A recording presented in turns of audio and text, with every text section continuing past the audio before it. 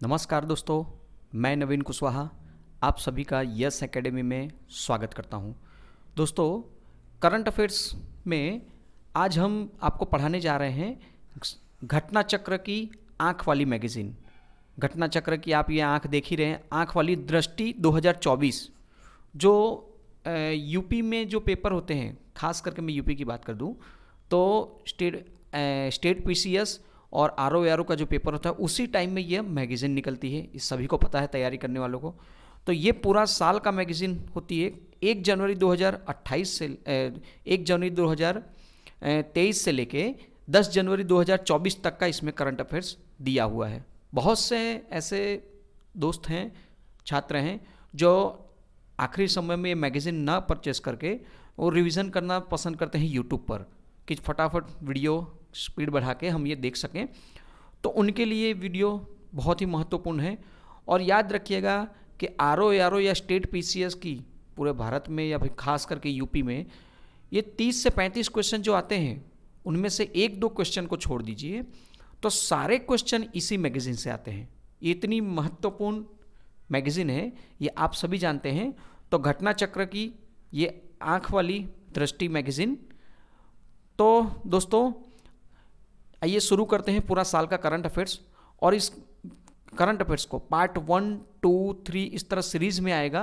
ठीक है दोस्तों, तो आप इसे कंटिन्यू देखिएगा और अगर वीडियो अच्छा लगे तो शेयर जरूर से करिएगा और चैनल को सब्सक्राइब करिएगा।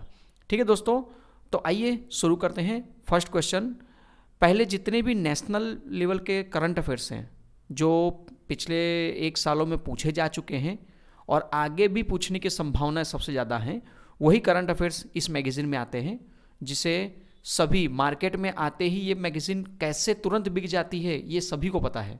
ठीक है, तो फास्ट रिवीजन के लिए आप इस वीडियो को देखिए और जल्दी से जल्दी हम पार्ट 1 के बाद पार्ट 2, पार्ट 3 बन जाए उतना फास्ट हम रिवीजन आपको करवाएंगे, जिससे आप आने वाले पेपरों में कम से कम मतलब मैक्सिमम जितना भी हो सके उतना आप कर सके।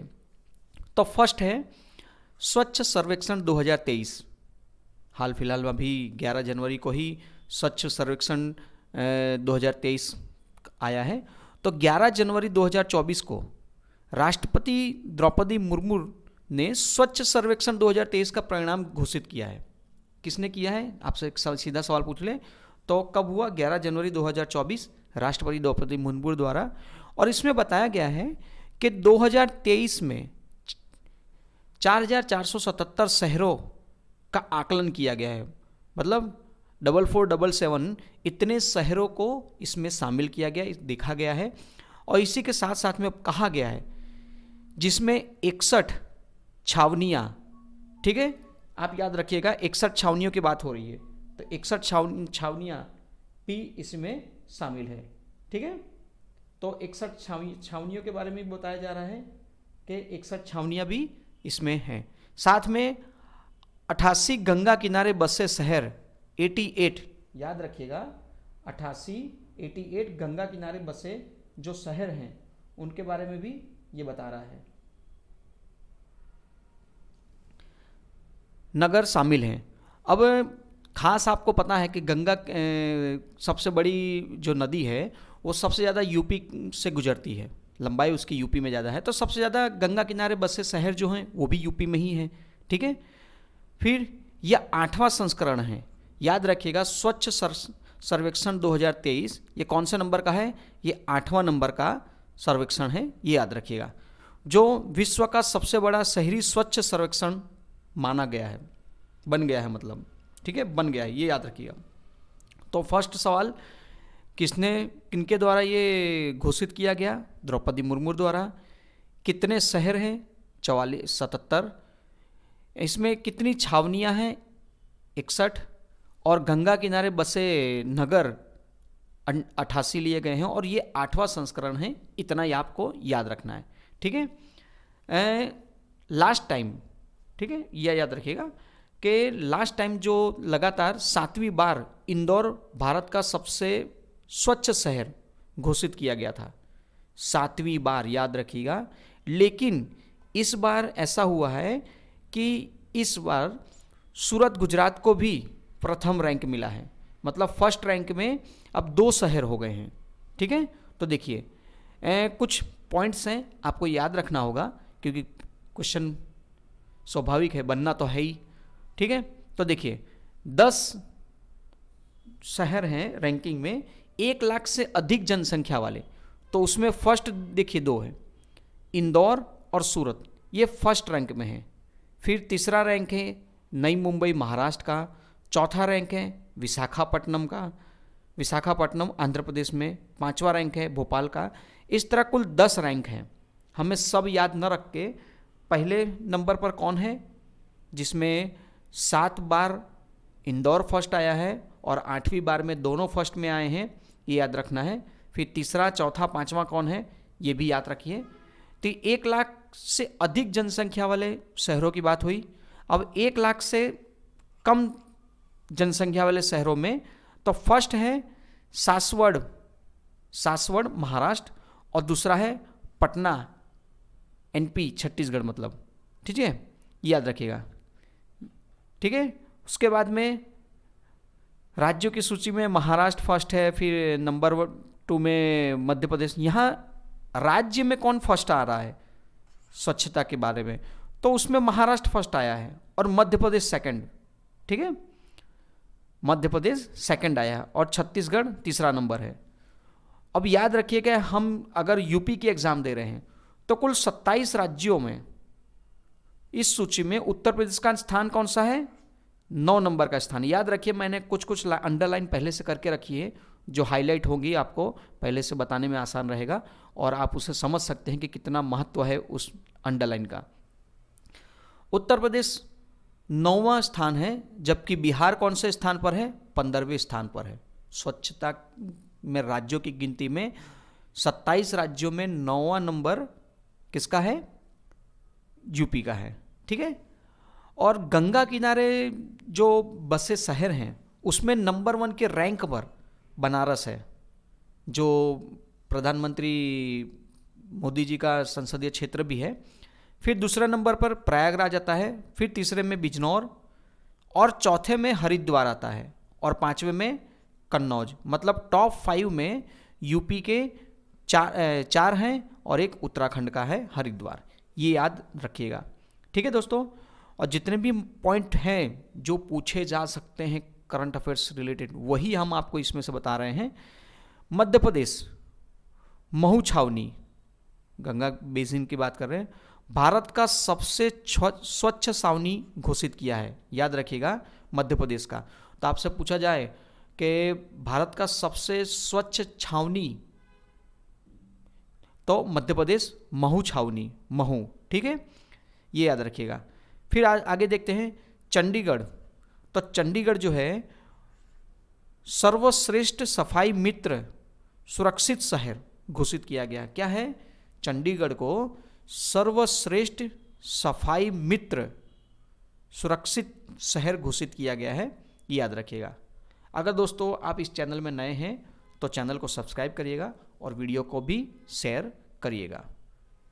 फिर कचरा मुक्त शहरों में देखिए क्या बोला गया है, कचरा मुक्त शहरों में स्टार रैंकिंग प्रोटोकॉल के तहत नोएडा, क्या बोला गया है, नोएडा उत्तर प्रदेश को 5 स्टार शहर कहा गया है। तो नोएडा को कचरा मुक्त शहरों में किसको कहा गया है, 5 स्टार रैंकिंग में नोएडा को कहा गया है। तो अगर आप यूपी की एग्ज़ाम दे रहे हैं तो ये खास याद रखिएगा कि आरओ या यूपी पीसीएस जो फरवरी और मार्च में होने वाली है, उनमें ये क्वेश्चन कितना महत्वपूर्ण होगा, क्योंकि आप यूपी के पेपर दे रहे हैं इसलिए। ठीक है, अब स्वच्छ भारत मिशन का एक गीत भी लॉन्च किया गया है। तो उस गीत का बोल यहाँ पे लिखे हैं। इस गीत का शीर्षक क्या है, नया संकल्प नया प्रकल्प।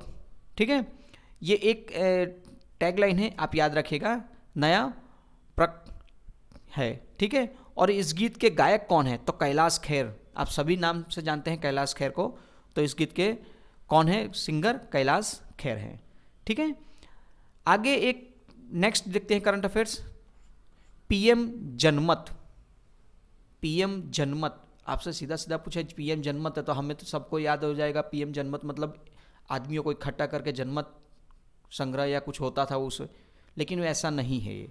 ये है भारत में अनुसूचित जनजाति मतलब एसटी आबादी के बारे में है और उनके लिए ही डिटेल्स में दिया गया है। तो भारत में एसटी कास्ट की बात करें तो उनकी आबादी 10.45 करोड़ बताई गई है। ठीक है, ये बताया गया है। ठीक है, जिसमें 18 राज्य और केंद्र शासित प्रदेश अंडमान निकोबार द्वीप समूह भी शामिल हैं। ठीक है, इस समूहों को सामाजिक, आर्थिक एवं शैक्षणिक असुरक्षा का सामना करना पड़ रहा है, तो इसे इस फील्ड में इनमें सुरक्षा दिलवाई जा सके, उस वजह से ये पीएम जनमत शुरू किया गया है। ठीक है, अब ये कब शुरू किया गया, कहाँ से शुरू किया गया, उसके बारे में थोड़ा देखते हैं। तो 15 नवंबर 2023, याद रखिए करंट अफेयर्स हम जनवरी से पीछे 2023 की तरफ जा रहे हैं। ठीक है, तो 15 नवंबर 2023 को प्रधानमंत्री मोदी जी ने जनजातीय गौरव दिवस के अवसर पर, कौन सा दिवस है, जनजातीय गौरव दिवस कब मनाया जाता है, 15 नवंबर को, ये भी याद रखिएगा। झारखंड के खुट्टी जिले से, कहाँ से, झारखंड के खुट्टी जिले से प्रधानमंत्री जनजाति आदिवासी न्याय महाअभियान पीएम जनमत की शुरुआत की है। ठीक है, तो ये याद रखिएगा कि पीएम मोदी जी ने पीएम जनमत कहाँ से शुरुआत की थी, तो झारखंड के खूंटी जिले से 15 नवंबर 2023 को। ठीक है, और इसमें कहा गया है कि 2023-24 से 25-26 तक हम इसमें 24,104 करोड़ रुपये की मंजूरी प्रदान की है। 24,104 करोड़ रुपए प्रदान किए गए हैं। ठीक है दोस्तों, आगे देखते हैं। यह मिशन केंद्रीय जनजाति कार्य मंत्रालय सहित 9 मंत्रालयों के माध्यम से 11 महत्वपूर्ण क्षेत्र जैसे पक्का घर, सड़क, कन्वेयर, पाइपलाइन, जल आपूर्ति, इस तरह के बहुत सारे मुद्दे हैं जो 11 महत्वपूर्ण मुद्दों पर ध्यान देकर ये शुरू किया गया है। ठीक है, फिर आगे देखते हैं इसी में कि इस मिशन से देश के 220 जिलों के 22,500 से अधिक बस्तियों में निवासित 28 लाख से अधिक लोगों को लाभान्वित किया जाएगा। ठीक है, 220 जिले शामिल है इसमें, और इसमें 22,500 से अधिक बस्तियां हैं और उन बस्तियों में 28 लाख से अधिक लोगों के लिए ये लाभ प्राप्त होगा। ठीक है, और 25 दिसंबर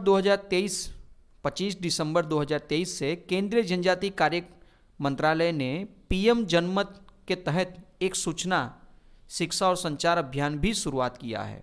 ठीक है, ये भी याद रखिएगा। तो पीएम जनमत में इतना ही है, आप इसे ध्यान से पढ़िए, समझ लीजिए। अगर आप नोट्स बनाना चाहते हैं तो फटाफट नोट्स भी बना सकते हैं, या तो फिर बार बार वीडियो देख के आप इसे याद रख सकते हैं।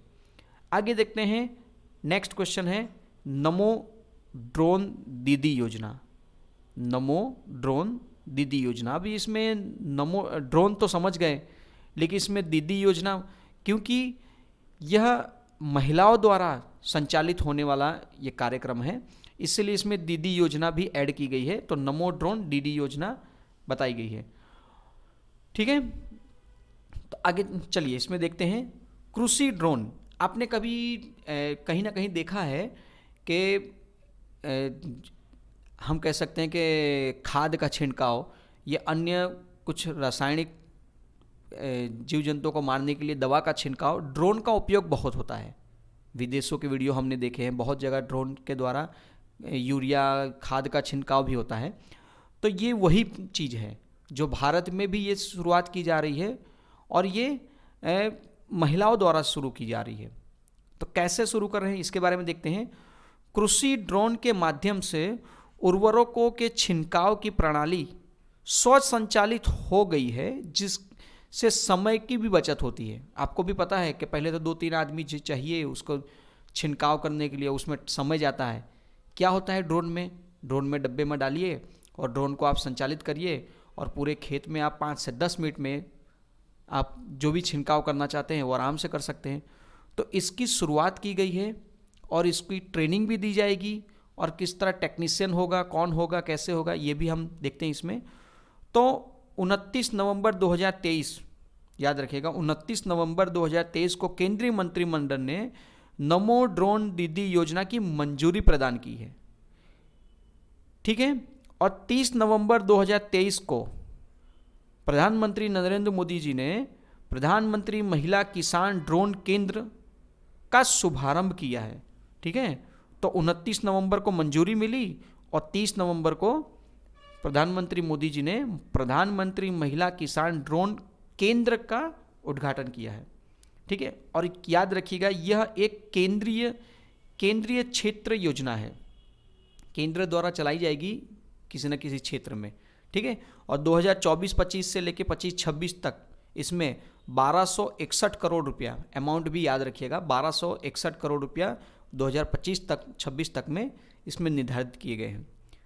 फिर आगे देखते हैं कि इस योजना के तहत केंद्र सरकार 15,000 चयनित महिलाएं, याद रखिए 15,000, जो मतलब महिलाएं स्वयं सहायता समूह, सेल्फ हेल्प ग्रुप की जो महिलाएं हैं, आपको सभी को पता है इनके बारे में। तो स्वयं सहायक समूह जो हैं उनमें से जो गिनी चुनी पढ़ी लिखी महिलाएं हैं, जो टेक्निक के बारे में थोड़ा बहुत जानती हैं, उनमें से कुल 15,000 महिलाओं को ड्रोन प्रदान किया जाएगा, ठीक है। और उनको ड्रोन प्रदान करने से मतलब नहीं है, और भी आगे बहुत कुछ। इन ड्रोनों को किसानों के कृषि उद्देश्यों हेतु किराए पर दिया जा सकेगा, मतलब कि इनको ये ड्रोन भी मिलेगा और ये किराए पर भी दे सकती हैं, जिससे इनकी भी आमदनी कुछ होगी, ठीक है। तो कैसे? ड्रोन का उपयोग किसानों द्वारा खेतों में नैनो उर्वरकों और कीटनाशकों के छिड़काव के लिए किया जा सकेगा, ठीक है। कुल 15,000 ड्रोन में से प्रथम 500 ड्रोन उर्वरक कंपनियों के द्वारा दिया जाएगा, ठीक है। ये हम छोड़ देते हैं। एक ड्रोन, ठीक है, क्या बोला गया है, एक ड्रोन एवं एक सहायक उपकरणों की कुल लागत 10 लाख रुपया होगी। याद रखिए कितनी लागत होगी? 10 लाख रुपए होगी। महिला स्वयं सहायता समूह को ड्रोन की 80% लागत, मतलब 8 लाख रुपया, केंद्रीय वित्तीय सहायता के माध्यम से प्राप्त होगी। कितनी लाख? 80 लाख, ठीक है। इस योजना के तहत आप याद रखिएगा 80%, 80-20 का रेशियो है। इस योजना के तहत प्रत्येक चयनित महिला स्वयं सहायता समूह में से एक सदस्य को ड्रोन पायलट प्रशिक्षण प्रदान किया जाएगा। याद रखिएगा जो समूह की महिलाएं हैं उसमें से एक को क्या किया जाएगा? ड्रोन पायलट का प्रशिक्षण मिलेगा, जबकि समूह की किसी भी अन्य सदस्य को, कोई भी अन्य 1-2 सदस्य को ड्रोन टेक्नीशियन सहायता का प्रशिक्षण प्रदान किया जाए। मतलब एक ड्रोन चलाने वाली और एक उसे अगर बिगड़ रहा है, कहीं कुछ रुकावट आ रही है तो उसको संभालने वाली, इस तरह एक ग्रुप में 2 महिलाएं होंगी, याद रखिएगा, ठीक है। इसलिए इसे ड्रोन दीदी, आपने सभी ने जाना है कि ड्रोन दीदी के रूप में कहा गया है। प्रधानमंत्री जी ने 15 अगस्त 2023 को 77वें स्वतंत्रता दिवस के अवसर पर ड्रोन दीदी योजना की घोषणा की थी। याद रखिएगा 15 अगस्त 2023 को इस योजना की घोषणा कब की थी?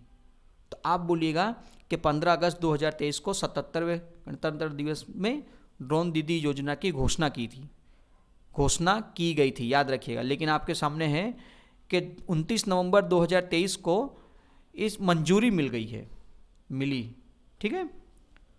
तो समझ में आ गया होगा आपको इस योजना के बारे में। अब आगे देखते हैं 5 राज्यों में विधानसभा का जो इलेक्शन हुआ है, ठीक है। अब इलेक्शन हुआ है तो सिंपल है, 5 राज्यों में किसकी सरकार बनी है ये सवाल हो सकते हैं। वहाँ कौन प्रधानमंत्री बने हैं, माफ़ करिएगा, वहाँ कौन मुख्यमंत्री बने हैं वो आपको पूछा जा सकता है। फिर बाद में उप मुख्यमंत्री बने होंगे, स्पीकर जो हैं वहाँ के अध्यक्ष बने होंगे, तो विधानसभा अध्यक्ष कौन बना है, ये इस तरह के सवाल पूछे जा सकते हैं। प्लस उस राज्य में लोकसभा की सीटें कितनी है, राज्यसभा की सीटें कितनी है, विधानसभा की सीटें कितनी है, ये भी पूछा जा सकता है। तो अब इन सारी बातों का भी ध्यान देना है। ठीक है, तो 5 राज्यों में इलेक्शन हुआ, उसके बारे में हम डिटेल्स जानते हैं। 5 राज्यों में कहाँ कहाँ पर, छत्तीसगढ़, मध्य प्रदेश, मिजोरम, राजस्थान और तेलंगाना, इस तरह 5 राज्यों में इलेक्शन हुआ है। हम एक एक राज्य में थोड़ा थोड़ा देख लेते हैं जहाँ से क्वेश्चन बनते हैं। तो फर्स्ट देखते हैं हम छत्तीसगढ़। क्या देखते हैं? फर्स्ट हम देखते हैं छत्तीसगढ़। तो छत्तीसगढ़ के बारे में जरा देख लेते हैं कि छत्तीसगढ़ विधानसभा की कुल 90 सीटें हैं। ठीक है, तो 90 सीटों में इलेक्शन हुआ है। आगे देखते हैं कि छत्तीसगढ़ विधानसभा का जो चुनाव हुआ है उसका शुभंकर घोषित किया गया था। तो शुभंकर क्या है? चुनई चिरई, चुनई चिरई इसका शुभंकर है, याद रखिएगा। अब इलेक्शन है, सभी लोग पढ़ रहे हैं, लेकिन इस तरह की चीज़ें जब आ रही हैं हमारे सामने नई, तो ये याद रखना जरूरी है। दूसरी बात, छत्तीसगढ़ में जो इलेक्शन हुआ है, ये 6ठा छत्तीसगढ़ विधानसभा का इलेक्शन हुआ है, 6 नंबर का, याद रखिएगा। जब से ये अलग हुआ है मध्य प्रदेश से, तब से 6ठवां छत्तीसगढ़ विधानसभा इलेक्शन है। ठीक है, और यहाँ के जो मुख्यमंत्री बने हैं वो है विष्णुदेव साय। विष्णुदेव साय छत्तीसगढ़ के मुख्यमंत्री बने हैं। और व्यक्ति के रूप में छत्तीसगढ़ के चौथे मुख्यमंत्री हैं। एक व्यक्ति के रूप में, ऐसे तो 6ठा विधानसभा इलेक्शन था, लेकिन व्यक्ति के रूप में ये चौथे नंबर के मुख्यमंत्री हैं। और ये पहले आदिवासी मुख्यमंत्री हैं, इसलिए कुछ कुछ हमने हाईलाइट करके रखा है जिससे आपको पता चल जाए। ठीक है दोस्तों, तो ये छत्तीसगढ़ के मुख्यमंत्री जो पहले आदिवासी मुख्यमंत्री हैं। दूसरी बात कि इनका विधानसभा क्षेत्र कौन सा है, तो कुनकुरी इनका विधानसभा निर्वाचित क्षेत्र है। आपसे ये भी पूछा जा सकता है कि निर्वाचित क्षेत्र कहाँ है। छत्तीसगढ़ का इलेक्शन, छत्तीसगढ़ के एग्ज़ाम दे रहे हैं तो अब वहाँ तो ये आना ही आना है, लेकिन अगर पड़ोसी राज्य है तो क्यों नहीं पूछा जा सकता, क्योंकि इलेक्शन हुआ है। फिर आगे देखते हैं, अरुण साव और विजय शर्मा ये उप मुख्यमंत्री नियुक्त किए गए हैं। और साथ ही साथ पूर्व मुख्यमंत्री कौन है? रमन सिंह को विधानसभा अध्यक्ष बनाया गया है। क्या बनाया गया? रमन सिंह को विधानसभा का अध्यक्ष बनाया गया है। इतना ही बहुत महत्वपूर्ण है। बाकी भारतीय जनता पार्टी जीती है, ये सभी को पता है। ठीक है, उससे आगे हमें जानने की कोई ज़रूरत नहीं है। आगे देखते हैं मध्य प्रदेश, MP। मध्य प्रदेश में भी इलेक्शन हुआ है। ठीक है, तो कुल कितनी सीटें हैं? कुल 230 सीटें यहाँ पर हैं। कितनी? 230 सीटें। और ये 16वीं मध्य प्रदेश विधानसभा है। मतलब यहाँ जो विधानसभा का इलेक्शन हुआ है वो 16वें नंबर का है। ठीक है, याद रखिएगा। अब यहाँ पर जो मुख्यमंत्री बने हैं वो है मोहन यादव। नए मुख्यमंत्री शिवराज सिंह चौहान के बाद अब इस बार मोहन यादव नए मुख्यमंत्री बनाए गए हैं। ठीक है, और इनका जो विधानसभा का निर्वाचित क्षेत्र है वो उज्जैन दक्षिण से विधानसभा क्षेत्र के विधायक के रूप में ये चुन के आए हैं। ठीक है, और जगदीश देवड़ा और राजेंद्र शुक्ला उप मुख्यमंत्री बने हैं। साथ ही साथ नरेंद्र सिंह तोमर विधानसभा अध्यक्ष बने हैं। नरेंद्र सिंह तोमर, याद रखिएगा, विधानसभा के क्या बने हैं? अध्यक्ष बने हैं। मध्य प्रदेश में कितनी सीटें हैं विधानसभा की? 230। और यहाँ भारतीय जनता पार्टी बहुमत मिला है। ठीक है, आगे देखते हैं मिजोरम के बारे में देखते हैं कि कुल यहाँ कितनी विधानसभा की सीटें हैं? 40। आपने अगर संविधान पढ़ा है तो उसमें पता ही है कि एक राज्य में कम से कम विधानसभा की सीटें कितनी होनी चाहिए? 40 होनी चाहिए। लेकिन अपवाद में 1-2 राज्य ऐसे हैं, जैसे गोवा को गिन ले तो यहाँ 40 के से अंदर हैं, कम सीटें हैं विधानसभा की। ठीक है, तो देखें मिजोरम विधानसभा का जो इलेक्शन हुआ है ये 9वें नंबर का है, ठीक है, 9वें नंबर का है। और यहाँ 27 सीटें 40 मैं आपको बताऊँ 40 में से केवल 27 सीटें जीत कर ZPM Zoram People's Movement party ने बहुमत प्राप्त किया है, ठीक है। यह 2019 को क्षेत्रीय दल की मान्यता मिली थी। देखिए कितना इन्होंने काम किया होगा उस लेवल पर कि इन्हें 2019 में इन्हीं मान्यता मिली थी, ठीक है। वर्ष 1972 में मिजोरम विधानसभा का गठन हुआ था। कब, आपसे एक सवाल पूछ लिया जाए कि मिजोरम विधानसभा का गठन कब हुआ था, तो 1972 में हुआ था, ठीक है। और यहाँ मुख्यमंत्री के तौर पर लालदू होमा, याद रखिएगा नाम, लालदू होमा को मिजोरम का मुख्यमंत्री चुना गया है, लालदू होमा, ठीक है। दोस्तों वीडियो अच्छा लगे तो शेयर जरूर से करिएगा, जिससे और भी दोस्तों को लाभ मिल सके। लालरीन पुरी, नाम क्या है, लालरिन पुई मिजोरम की पहली महिला कैबिनेट मंत्री और राज्य के इतिहास में मंत्री पद ग्रहण करने वाली तीसरी महिला बनी है। ये एक सवाल हो सकता है, ठीक है, कि एक महिला कैबिनेट मंत्री भी बनी है और साथ ही साथ में हिस्ट्रिकल है कि तीसरी महिला बनी है मंत्री पद धारण करने वाली। अब लाल दुहोमा जो वहाँ के मुख्यमंत्री बने उनके बारे में थोड़ा बहुत जानते हैं कि ये पूर्व आईपीएस अधिकारी हैं। सोचिए कि एक राज्य का मुख्यमंत्री अगर आईपीएस अधिकारी बन रहा है, आईएएस अधिकारी बन रहा है, तो वो राज्य किस लेवल पर सोचा जाएगा, किस लेवल पर उसके बारे में पढ़ा जाए, देखा जाएगा डेवलपिंग के बारे में, ठीक है। तो ये आईपीएस अधिकारी हैं और छठे मुख्यमंत्री व्यक्ति के रूप में यह छठे मुख्यमंत्री बने हैं, याद रखिएगा, ठीक है। आईपीएस अधिकारी के रूप में भूतपूर्व प्रधानमंत्री इंदिरा गांधी की सुरक्षा में तैनात हो चुके हैं। ये किनके मुख्यमंत्री, मतलब प्रधानमंत्री इंदिरा गांधी की सुरक्षा में भी ये तैनात थे, ठीक है। फिर आगे देखते हैं कि 1984 में भारतीय राष्ट्रीय कांग्रेस के प्रत्याशी के तौर पर मिजोरम से लोकसभा सदस्य के रूप में भी चुने गए थे, ठीक है। 1988 की बात करें तो दल बल विरोध कानून के तहत अयोग्य घोषित होने व पहले लोकसभा अयोग्य घोषित होने वाले यह पहले लोकसभा सांसद थे, पहले लोकसभा सांसद थे ये। उनके बारे में, वहाँ के मुख्यमंत्री के बारे में इतना याद रखिएगा कि वो पूर्व आईपीएस अधिकारी हैं, ठीक है। आगे देखते हैं राजस्थान। हमेशा चर्चा में रहता है राजस्थान इलेक्शन के समय में।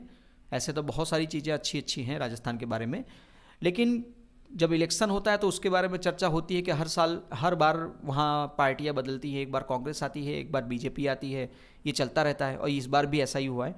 तो वहाँ विधानसभा की कुल सीटें कितनी हैं, 200 सीटें हैं विधानसभा की। राजस्थान में कुल 200 सीटें हैं और ये 16वां नंबर का राजस्थान विधानसभा का इलेक्शन था।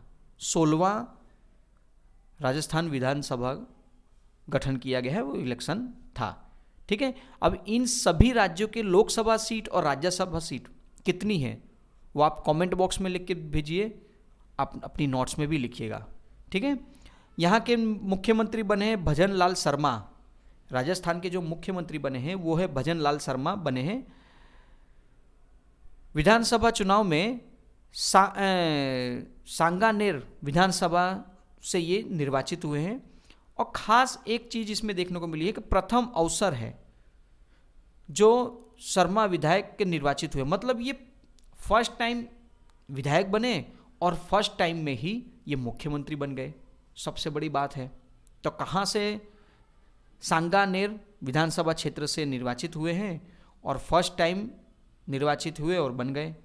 फिर दिया कुमारी और प्रेमचंद्र बैरवा ये वहाँ के क्या हैं, उप मुख्यमंत्री हैं, ठीक है। क्योंकि दिया कुमारी के बारे में जाना जाता है तो ये डेप्यूटी कलेक्टर भी हैं, तो शायद उन्हें पद छोड़ना पड़ जाएगा, ये भी सुनने को मिलता है। जो भी हो वो समय की बात है, ठीक है।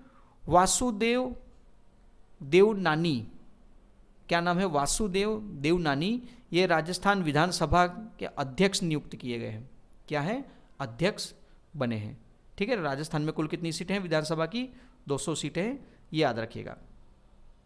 फिर आगे देखते हैं तेलंगाना विधानसभा इलेक्शन, जहां कुल 119 सीटें हैं और इस तीसरा तेलंगाना विधानसभा गठन हुआ है। 2014 में जब आंध्र प्रदेश से अलग हुआ था तेलंगाना, तो तब से लेके अभी तीसरा विधानसभा का इलेक्शन है। ठीक है, याद रखिएगा। और यहाँ पर अन्नुमुला रेवंत रेड्डी यहाँ के मुख्यमंत्री बने हैं और यह दूसरे मुख्यमंत्री हैं। रेवंत रेड्डी तेलंगाना के दूसरे मुख्यमंत्री हैं, ये याद रखिएगा खास। ठीक है, और ये कोंडगल विधानसभा क्षेत्र से ये जीत कर आए हैं और वहाँ के उप मुख्यमंत्री बने हैं मुल्लू भुट्टी विक्रमार्क। ये तेलंगाना के उप मुख्यमंत्री बने हैं। इस बार मतलब जितने भी इलेक्शन हुए हैं सब जगह उप मुख्यमंत्री जरूर बनाए गए हैं कि किसी को नाराजगी ना हो। ठीक है दोस्तों, तो आगे देखते हैं। अब एक ये फैसला आया है, बहुत ही अच्छा फैसला, वापस से कंटिन्यू बरकरार रखा है कि अनुच्छेद 370 सर्वोच्च न्यायालय ने ऐतिहासिक निर्णय वापस दिया कि जो 370 हटाया गया है वो सही फैसला था। और इसके बारे में थोड़ा डिटेल्स हम सभी को पता है, तो डिटेल्स ना पढ़ के हम सीधा पॉइंट पर जा रहे हैं कि अगस्त 2019 में भारतीय संसद ने अनुच्छेद 370 और अनुच्छेद 335A के तहत जम्मू और कश्मीर को विशेष दर्जे की समाप्ति की मंजूरी प्रदान की थी। कब? अगस्त 2019 में। ठीक है, 31 अक्टूबर 2019 जम्मू और कश्मीर एवं लद्दाख को केंद्र शासित प्रदेश घोषित कर दिया गया था। तो पहली बात तो 31 अक्टूबर को जम्मू कश्मीर और लद्दाख इन दोनों को केंद्र शासित प्रदेश बनाया गया। कब? जब उसे 370 और 35A हटाने के बाद। अब थोड़ा थोड़ा इनके बारे में डिटेल्स जान लेते हैं कि ये जो इस बार जजमेंट आया है, तो 11 दिसंबर 2023 को भारत के सर्वोच्च न्यायालय में 5-0 से फैसले में केंद्र सरकार द्वारा संविधान के अनुच्छेद 370 और अनुच्छेद 335A निरस्त करने का निर्णय सही ठहराया है और कंटिन्यू रखा है। मतलब 5 जज की पैनल बैठी थी, 5 में से 5 जज ने फैसला सही ठहराया है और उसे बरकरार रखा है। क्योंकि आप सभी जानते हैं कि अनुच्छेद 370 के रहने से कितनी सारी मुसीबतें आती थीं, कितनी समस्याएं थी उस राज्य के लेवल पर, देश के लेवल पर। और आज आप देख सकते हैं कि बहुत से लोग ऐसे थे जो कहते थे कि 370 हट नहीं सकता, मोदी 20 जन्म ले तब भी 370 हट सकता। अगर कोई, फिर महमूदा मुफ्ती भी बोलती थी कि अगर 370 हटेगा तो खून की नदियाँ बह जाएंगी। ये सारे वीडियो हैं, आप देख सकते हैं। और आज जब हट गया है तो उनके मुंह में ताला लगा है, कहीं ना कहीं है, चल रहा है, जो भी हो। ठीक है, लेकिन जितना जरूरी था उतना मैं आपको बता दिया इसके बारे में। वर्ष 2024 तक विधानसभा चुनाव कराने का भी निर्देश दिया गया है। सुप्रीम कोर्ट ने ये कहा है कि 2024 तक में विधानसभा का इलेक्शन वहाँ पे आपको करवाना है। मतलब ये समझिए कि लोकसभा का इलेक्शन होने के बाद वहाँ का भी इलेक्शन की तैयारी अंदर धीरे धीरे चल ही रही होगी। अब कुछ खास जम्मू और कश्मीर के बारे में देखते हैं। तो 11 दिसंबर 2023 को भारत की संसद ने जम्मू और कश्मीर पूर्व गठन विधेयक 2023 एवं जम्मू कश्मीर आरक्षण विधेयक पारित किया है। ठीक है, जम्मू एंड कश्मीर आरक्षण संशोधन विधेयक 2023 भी पारित किया है, ये आप याद रखिएगा। फिर एक चीज़ खास देखने को मिल रही है इसमें, सीटों के लिए थोड़ा खास याद रखिएगा कि जम्मू एंड कश्मीर विधानसभा की कुल सीटें पहले कितनी थी? 107 थी, वो बढ़कर कितनी हो गई?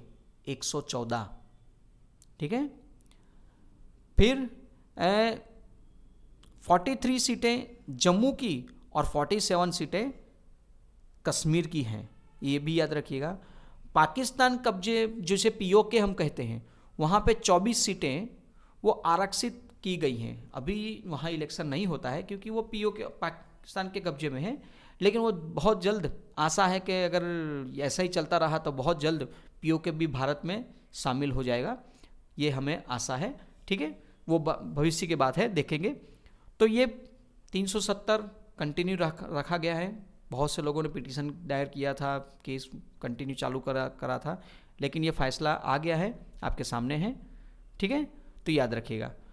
तो दोस्तों, अगर वीडियो अच्छा लगा हो, ये पार्ट 1 का वीडियो है, अगर वीडियो अच्छा लगा हो तो इसे ज़रूर से ज़रूर लाइक करिएगा और शेयर करिएगा। हम बहुत ही जल्दी पार्ट 2 में आपसे मिलेंगे। नमस्कार।